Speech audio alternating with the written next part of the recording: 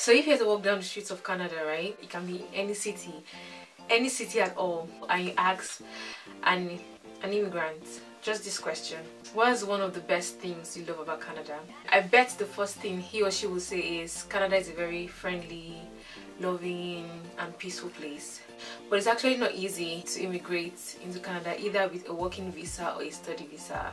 That being said, my name is Nneka Isaiah. I'm a makeup artist and a beauty vlogger, and today I'm going to be taking you guys through my journey on how I moved into Canada. So stay tuned.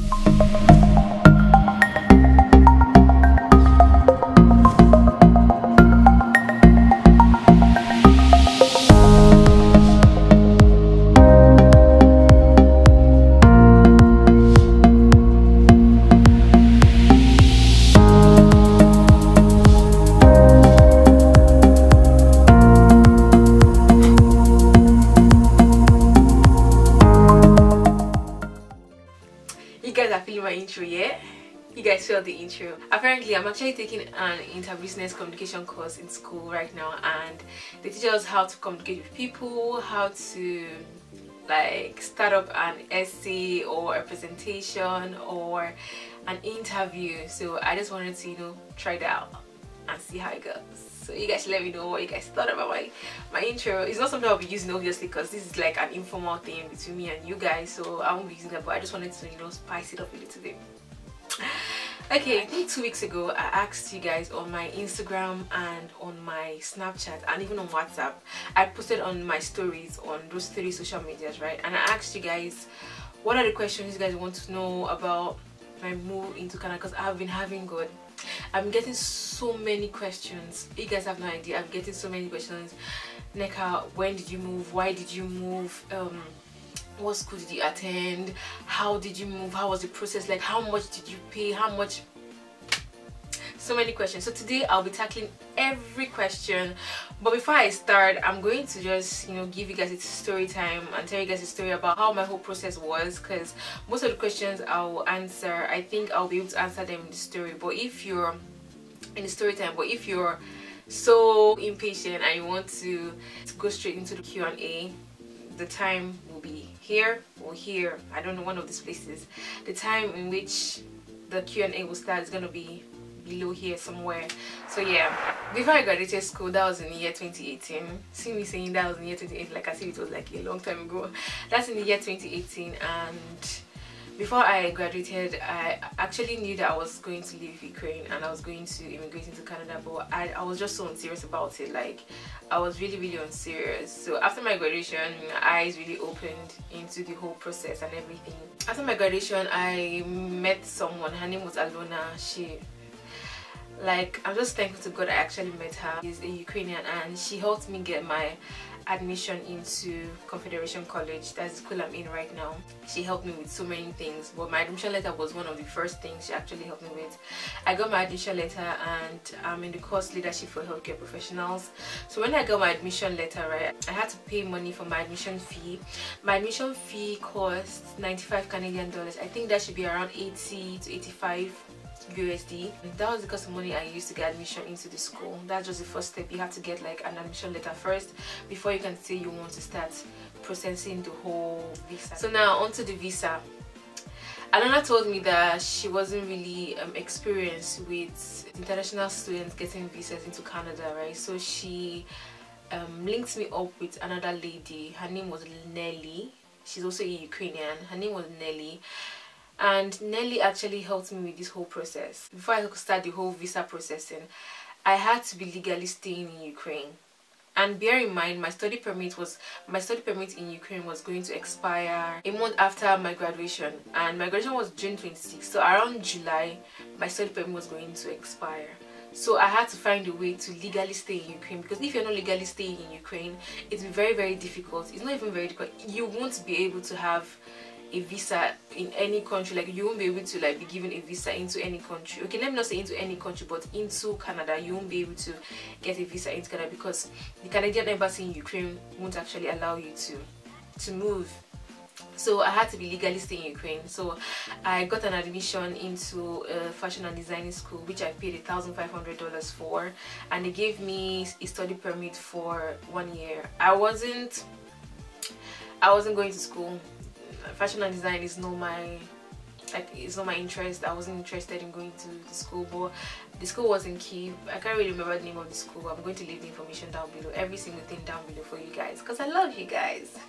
So after I got that study permit, now it was time for the visa. Nelly was my agent, as I mentioned earlier. I had to pay for her fees. I think her fee was around, I can't remember. I think it was around $500 to $600. I can't seriously remember how much I paid her in euros. I can't really remember, you guys. So she started helping me process my visa. While I was processing my visa, there were so many documents that was required, and I'm going to mention those documents now. I needed my international passport. An international passport that is valid for like more than a year or 2 years. So if your international passport is going to expire very soon, they won't take it. I needed my Posvidka. Posvidka is like a Ukrainian passport. It shows that you're legally staying in Ukraine. I needed my transcripts, like transcript from school, everything. I needed my transcript from school. Basically, when I was doing my admission letter, right, my admission, when I got my admission letter, they didn't actually need like my full year transcript. They just needed like transcript for my first year, second year, third year, and fourth year, first semester, because my course was for 4 years, so they didn't need everything. But when I was done with school, I could get my full transcript. I got my transcript, I got my diploma, yeah, a reference letter from my school or from my teacher or something. It's not really, that one is not really important. The most important thing, bank statements. You need a bank statement with a lot of money inside. Basically, money that can take care of your whole stay in Ukraine. Money has to cover your tuition fee for your first year and your second year, depending on how long your course is as well. So just put in like a lot of money. Basically, I didn't have a problem with that because I didn't use my bank account. Obviously, I didn't use my bank account. I used my dad's bank account. So he sent me his bank statement. The bank statement shouldn't be more than a month. Like, it shouldn't be issued more than a month ago or something. I don't know if you guys get what I mean. Yeah, so the bank statement is really, really important, because that will visa officer that, yeah, you have enough money to take care of yourself when you get into Canada, and you won't be a problem in the country. And the other thing you will need also is your letter of acceptance. That's your admission letter from the school, and you need your birth certificate. There's also something called a letter of motivation. This is a letter that you write to the Canadian embassy, telling them why you are actually like eligible to come into their country and the reasons why you'd actually want to come to their country.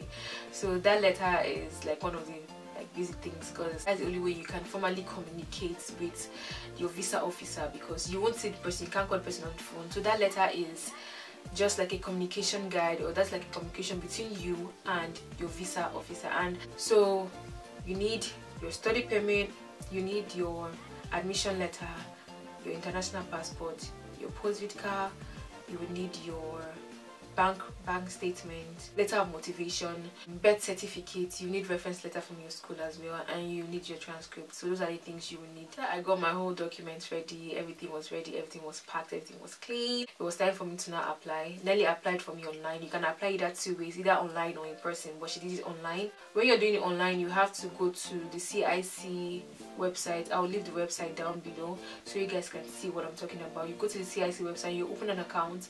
After an open account, then you have to apply. I can't remember how much the visa application fee was. I think it's 150 Canadian dollars actually. Yeah, to get a study permit. I don't know how much it is to get a working permit, but a study permit should be 150 Canadian. They just told me that if they call me or they send me an email telling me to come for my biometrics, that means the first step is checked. That means like I have hope of actually getting the visa. After like 2 weeks, my agent got an email that I should come for my biometrics. My biometrics is where they will take your fingerprints and everything, but I have to do it in Kyiv or I think Lviv. So I went to Kyiv to do my biometrics. Biometrics is not expensive. It's just like, how much did I pay? I think 60 to 80 grievance. Yeah, I was so happy because I was already having hope that yes, they're going to accept me and they're going to give me my visa. And to get Canadian visa is not actually easy, you guys. It's not easy. I know a friend that went 4 good times. The 5th time she got it. Now she's here. So I know someone else 4 times. The 4th time, that's when he got it. So to get Canadian visa is not actually easy. So I was so happy that they called me for my biometrics. So when I went for my biometrics, everything went well. I traveled, then I came back to my city. So my agent was like, okay, that step is checked now, let's just wait for them and see how it's gonna go. I was waiting and waiting. Then after 3 weeks, they sent me a message giving me reasons why I wasn't eligible enough to enter into their country. That period was the most devastating period of my life. Like, I didn't tell any single person that I got refused visa. Just my agents knew, and a very close friend of mine knew. So no one else knew that I actually was denied this visa. Nobody knew. I didn't tell my parents, I didn't tell my siblings. Bear in mind, I have 6 siblings. I didn't tell anybody, right? I didn't tell anybody at all. I was just on my own. That period, I was so cold, I was so emotional, like I cried, like it was the most devastating, because I've already started planning my life and seeing how everything's going to be. I've already started, you know, like, even though I kept the whole visa, the whole Canada movement to myself, I didn't tell anyone about it, right? But it was still devastating to me that something like this could actually happen. So I decided to have hope and faith. I prayed to God. I said to her, meanwhile, before this whole thing started, I was praying like, God, please, my case will be different. I will get this visa. My case is going to be different. I finally decided to reapply. I reapplied for the visa, and I had to pay an extra $150. So when you're reapplying for the visa again, you'll still use the same document, but that bank statement that I told you guys I got from my dad, I had to get another one again. So he asked me, why do you need another bank statement again? Because you know the last one was already expired and it cannot be more than a month, right? So I had to ask him for another bank statement. So I told him, no, this one is for my school needs it. So I was just lying, because I didn't want to tell my parents, because I didn't want them to start having double mind about me coming back, right? So I just kept everything to myself. So he sent me the documents again, so that's what I now used. I was reapplying again. I used all those documents plus a new bank statement, and I had to pay an extra $150 again to actually reapply. When they denied me, I met a friend of mine. His name was Charles. He now owns a what will I call that thing? He now owns like a visa consultation program or something. So he will help you like get your visa and help you like do the whole process, and I will also help you like get admission letter and everything like that. So I met him. He was also doing his whole Canadian process, right? So I met him. So he was the one that actually helped me to rewrite, because when they deny you, you have to rewrite another motivation letter, like letter of explanation. I think that's what they call it, addressing each point to why they denied you. They told me that they don't think I'll come back because of my family ties in Ukraine. I told them that in the explanation letter, I told them that I don't have any family tie in Ukraine. There's no one here. They told me because of my family ties in Canada, the only person that is in Canada is my brother, and he's legally working in Canada, right? You explain, give them like, tell them why, you explain to them the reasons why they shouldn't deny you.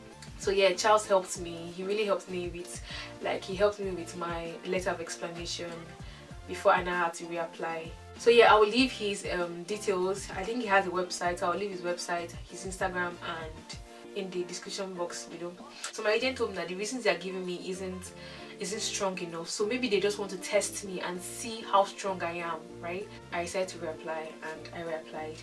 I forgot to mention, guys, I paid my part of my school fees, my first semester school fees, before I actually got my admission letter. Some schools in Canada will actually require you to pay half of your school fees before you can actually get an admission letter. My school was one of those schools, but a friend of mine is in a school right now and he didn't pay any money. He just paid when he got here, right? So it's actually depending on the school you're going to, but my school actually required me to pay. Sorry, I omitted that. I didn't say that earlier. So bear in mind, I didn't have time. So after I reapplied, after a week, they now contacted me that I had to go for my medicals. When they send you an email, you have to go for your medicals, that is it, you're getting it. That was it. When my agent sent me that email, I was so happy. They said maybe there's something wrong with your medical test, right? Or there's something wrong with you medically, then they might deny you. But obviously I knew there was nothing wrong with me, because I went for HIV test, gonorrhea test, I went for blood test, urine test, I went for physical physical ability test. Like they checked me, I was properly okay, right? So I knew they were not going to deny me in any way, right? So I went for the test in Kyiv. This period, just know that you'll be traveling, especially if you're not in Kyiv, right? I was traveling a lot. I was always traveling. Either I traveled to my designing school, or I'm traveling for my visa, or I was just traveling like different times. So I was always moving around.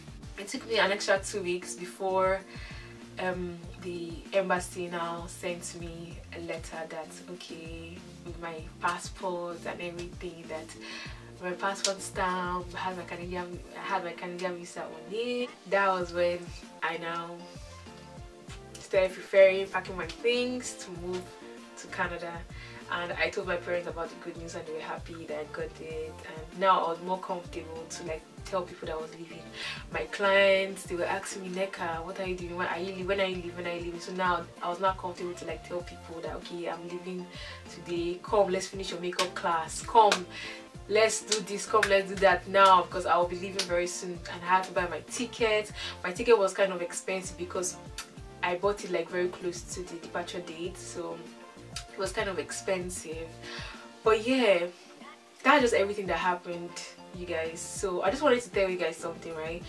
When you're doing your Canadian visa, you just have to be very, very patient and very hopeful, and don't give up. I know sometimes they will deny you 3 times or 4 times, even though that was not my case. They will deny you a lot of times. Yeah, you just have to, I don't know, just have to be, one thing with this thing, just have to be very patient and very hopeful and prayerful that they actually like give you your visa. I'll also leave my agent's email address, and that's Nelly, my agent. I'll leave Nelly's email address and also her name down below as well, so you guys can just, in case you guys want to contact her, I'll leave everything down below. So I think we should just jump straight into the question. I have so many questions, you guys, so many. The first question is, do you love me? Rebecca, I love you. I love you. I do. Do you plan on settling there? Yes, by God's grace, I plan on settling here, because I'm working right now. I'm working in a nursing organization. I'm working and going to school at the same time. It's not kind of easy for me, but yeah, I'm planning on settling here. Also, how was the visa process, visa school? It was stressful, to be honest, right? It was really stressful. It really broke me down at the point. It really broke me down, but it was worth it at the end. So yeah, I'm grateful, and I really hope you're enjoying yourself. I'm enjoying myself, to be honest, but not fully. When I came here, my brother told me that the first 2 years will not be easy. Like, I should just set my mind that the first 2 years will be very, very stressful for me. Yeah, when I moved into Canada. And he said the right thing. He was actually right, because it's not been easy, but it's actually been okay. I've been trying to just balance everything and just make sure that I don't burn out. So yeah, but everything has been okay. How long did the visa process take? The visa process took 4 months. 5 to 6 months. It took about 5 to 6 months. Yeah. What made you consider moving to Canada but not any other country?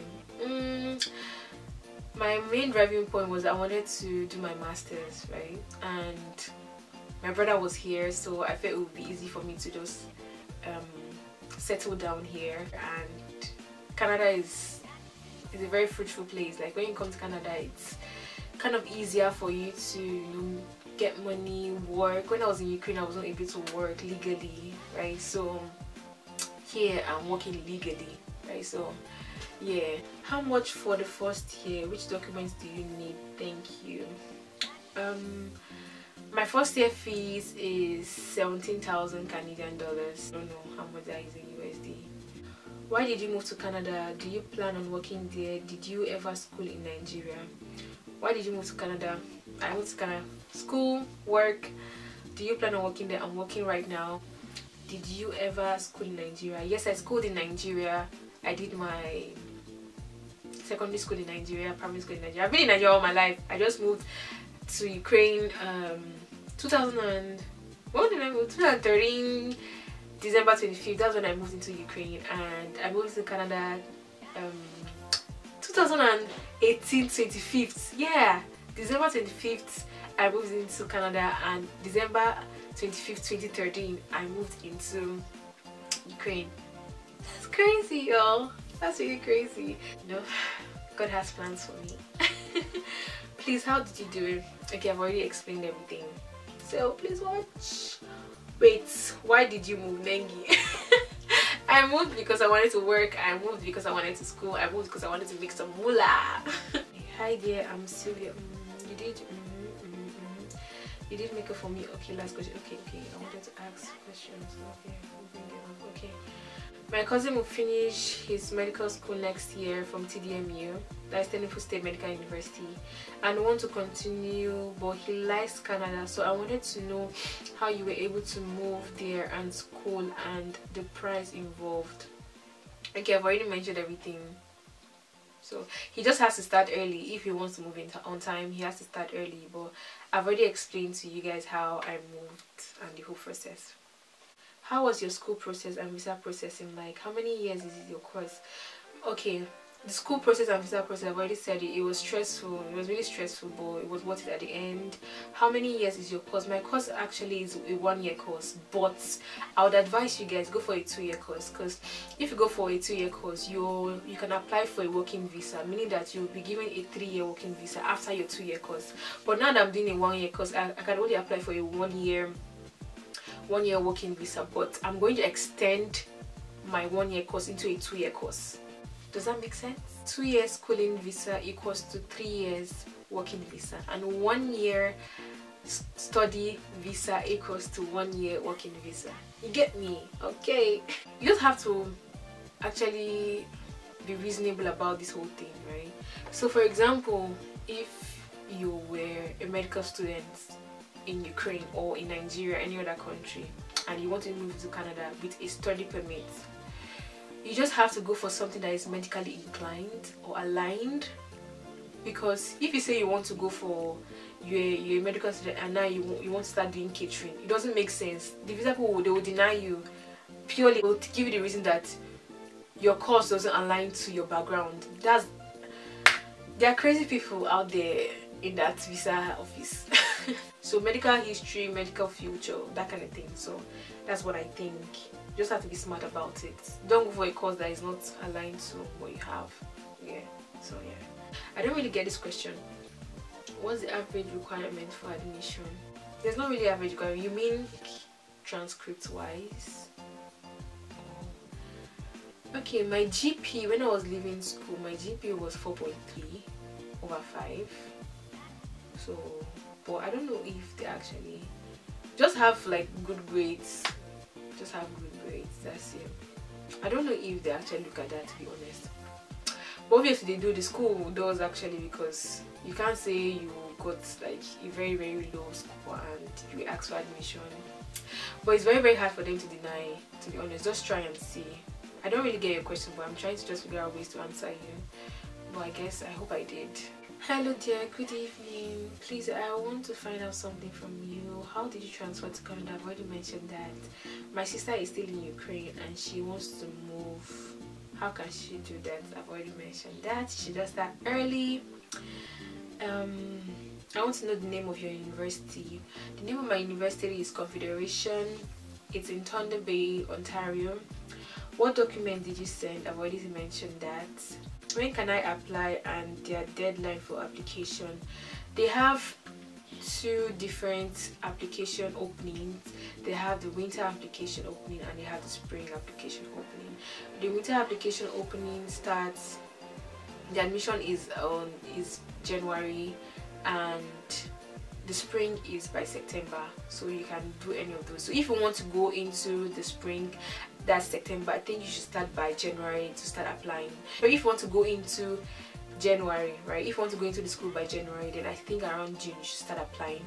But if you want to go into the school around September, that's the spring, then I think around January you should start applying. Does it make sense? So yeah, I think you should start applying early.